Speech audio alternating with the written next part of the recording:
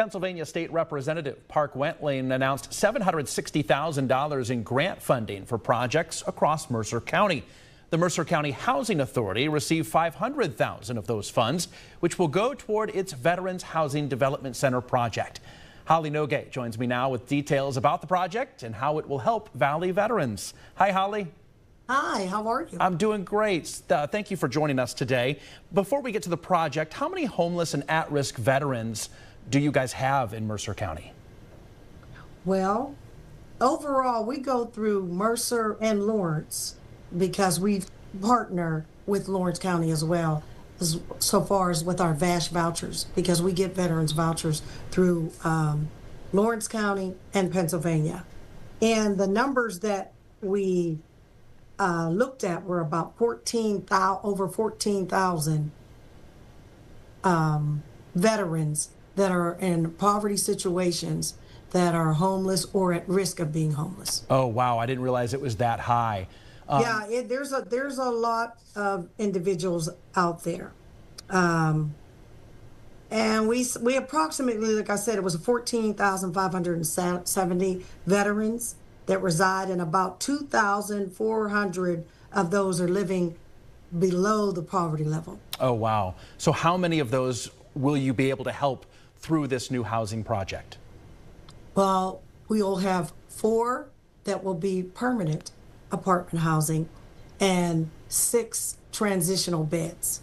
This is dormitory style living, so we offer them an apartment and then they will share the kitchens, showers, restrooms.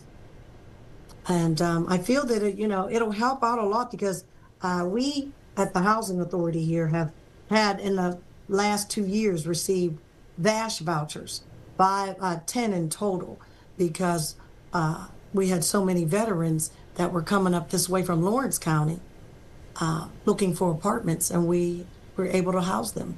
When I seen the need, and I felt as though, we probably could house more if we had places for them. Right, right. So then we've had the center for a while, and it really wasn't being utilized as a center, and we needed something to help sustain it. So this veteran center will be excellent because it'll be a total renovation, and it will help toward helping those, individuals. It will empower them. We're hoping that it will empower them to fulfill their lives. Are the renovations currently underway, or when do you plan to have all this done? Well, the timeline that we set forth, the first couple of months will be just trying to get the engineering and permits and the bids going out. And then hopefully, if things go by the timeline that we've set forth, March 26th of 2026 would be the time that we're looking at to house the first veteran. It's a great project, and we're so thankful you were able to share some of that with us today, Holly. Thank you so much for being here. We are excited. I was so excited when I came in this morning to hear about it. And I just want to say, let me say this too, may I? I could not have done this without Maggie Roby with the Delta Development Group. She helped write this grant, and she's just an excellent person to work with. And I'm looking forward to working with her in the future. And I would have never met her without Commissioner McGonigal. He introduced me to her, allowed us to utilize her services. She's an excellent grant writer. And I just want to give a shout out to her and her company. Holly, thank you so much for being here. We appreciate it. Thank you.